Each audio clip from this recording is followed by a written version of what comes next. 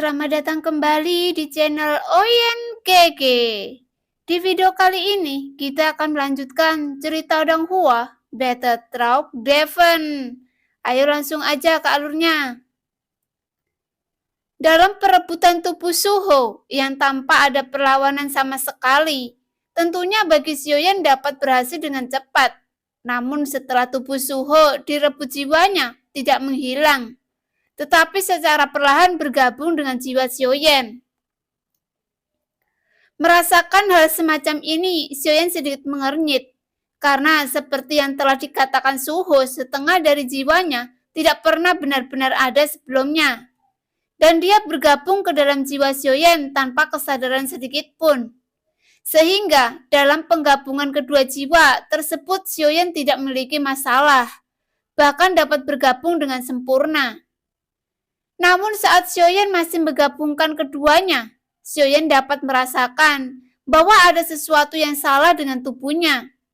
Pada saat yang sama, Xiaoyan dapat merasakan kekuatan keabadian yang datang dari segala arah. Karena sebelumnya, ketika Xiaoyan tenggelam dalam kultivasi dan seberapa kerasnya dia mencoba, dia tidak pernah bisa menerobos keabadian. Karena dalam hal kultivasi Xiaoyan, dia tidak terlalu banyak memiliki pengetahuan tentang keabadian. Namun, ketika Xiaoyan merasakan kekuatan abadi yang terus mengalir dengan gila-gilaan ke dalam tubuhnya, secara alami Xiaoyan juga mengerti bahwa ini adalah pertanda terobosan. Tapi Xiaoyan masih belum mengetahui cara untuk menerobos keabadian. Meskipun dia memiliki avatar abadi, akan tetapi Xiaoyan belum mengalami terobosan keabadian. Apa yang harus saya lakukan? Dalam kebingungannya, tatapannya benar-benar menjadi kosong. Dan Xiaoyan memilih untuk duduk bersila, membiarkan kekuatan keabadian memasuki tubuh dengan liar dari segala arah. Yang membuat aura yang dipancarkan Xiaoyan, perasaan terus meningkat. Namun setelah kekuatan mengalir ke dalam tubuh, kekuatan itu menghilang dengan cepat. Pada saat bersamaan, kekuatan keabadian yang berada di tubuh Suho tiba-tiba menghilang, yang membuat Xiaoyan juga dapat merasakan kekuatan keabadian yang melonjak liar dari tubuhnya, dan kemudian menyebar ke seluruh tubuhnya. Segera dia membuka matanya, yang dipenuhi dengan keterkejutan di matanya. Apakah saya telah menerobos? Dalam keadaan linglung, Xiaoyan berkata perlahan, karena setelah dia merebut tubuh Suho tanpa melakukan apa-apa, dia menerobos keabadian dari langkah ketiga ke langkah keempat. Namun, setelah Xiaoyan menerobos, secara alami dia juga dapat merasakan celah antara makhluk abadi dan dewa pertempuran. Tapi hal yang paling sulit diterima Xiaoyan adalah dia tidak tahu bagaimana menerobos. Itulah yang membuatnya merasa bingung.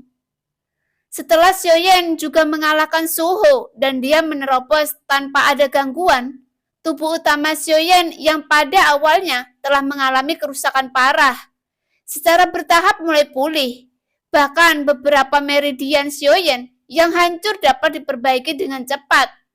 Tetapi hal yang lebih mengejutkan semua orang adalah tubuh Xiaoyan yang awalnya memancarkan aura dewa pertarungan, tapi sekarang aura yang dipancarkan oleh Xiaoyan telah menembus keabadian. Meskipun Xiaoyan tidak mengetahui kekuatan abadi ini dari mana asalnya, dan Xiaoyan juga tidak mengerti kenapa dia tiba-tiba menerobos keabadian, Xiaoyan menemukan bahwa itu tampaknya berbeda dari kekuatan keabadian yang digunakan oleh baju besi dewa palsu dan avatar abadi lainnya. Karena aura keabadian yang dipancarkan tubuhnya, seolah-olah dia memiliki kecerdasannya sendiri, berlarian di sekitar tubuh Xiaoyan, yang tampak sedang memulihkan tubuh Xiaoyan, yang membuat tubuh yang awalnya penuh dengan luka dapat dipulihkan dengan sangat cepat. Sebelumnya, tubuh Xiaoyan yang dipenuhi dengan retakan, seperti bekas retakan pada boneka keramik. Retakan itu akan dapat diperbaiki dengan kecepatan yang terlihat dengan mata telanjang. Pada saat ini, semua retakan yang sedang diperbaiki adalah dampak dari ledakan dari 108 nadi guntur yang dibuka secara paksa. Namun di bawah kekuatan keabadian yang terus mengalir dalam tubuh Xiaoyan, kekuatan 108 nadi guntur dapat ditekan hingga batasnya, yang membuat jantung guntur secara perlahan menjadi stabil. Di bawah aliran kekuatan abadi yang terus mengalir di tubuh Xiaoyan, semua retakan di tubuh Xiaoyan benar-benar menghilang dengan cepat. Dalam teratai api, semua luka telah menghilang. Tetapi aura yang dipancarkan guntur hitam di tubuh Xiaoyan, semua orang dapat merasakan penindasan yang begitu kuat. Karena setelah 108 nadi guntur benar-benar dibuka, kekuatan sesungguhnya dari jantung guntur bisa ditampilkan. Setelah benar-benar pulih dari ambang kehancuran, kekuatan api yang tidak bisa padam berhenti menyerap sumber ki dari semua orang, yang membuat sumber ki di tubuh semua orang tidak menghilang.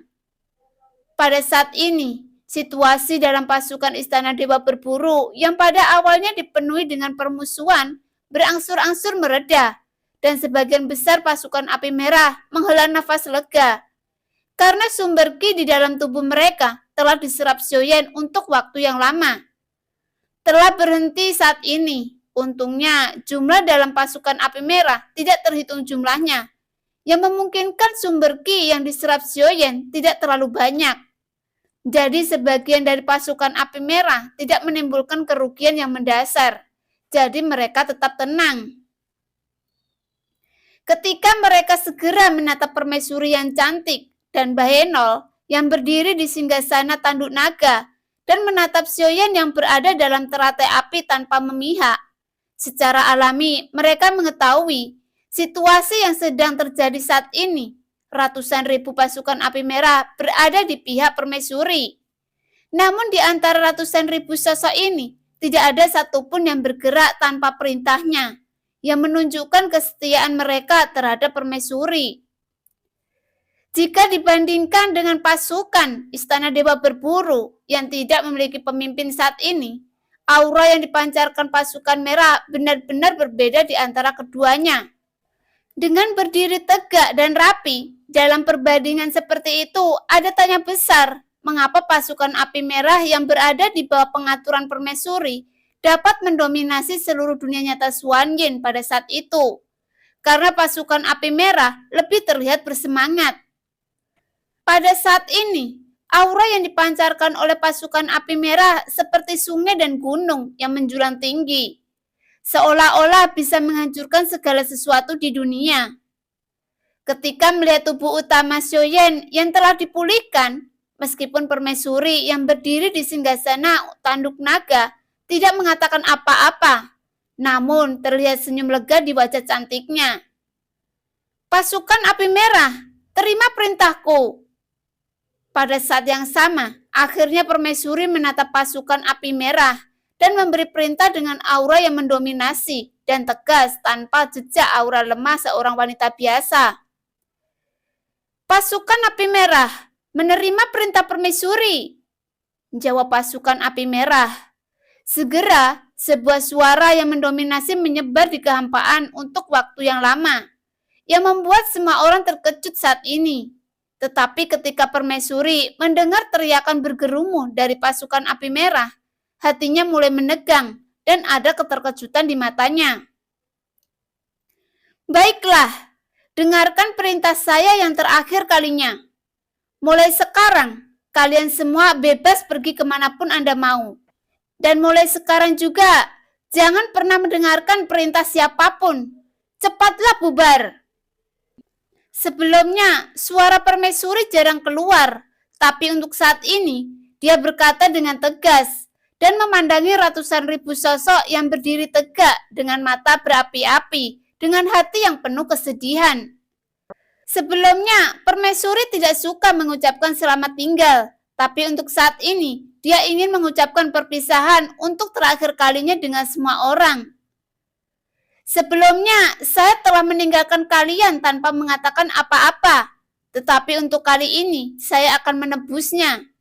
Karena untuk kedepannya, dunia nyata Xuanyin akan memasuki masa krisis. Jadi semua orang harus kembali untuk mengumpulkan sumber daya sebanyak mungkin untuk menghadapi masa krisis. Saya tidak tahu berapa lama masa krisis ini terjadi. Mungkin bisa untuk waktu yang lama, mungkin bisa singkat. Tapi saya yakin badai pasti berlalu. Tetapi ketika permaisuri berbicara untuk yang terakhir, nada bicaranya penuh kelembutan. Matanya memancarkan ratusan ribu sosok, seolah-olah setiap sosok ada di hatinya.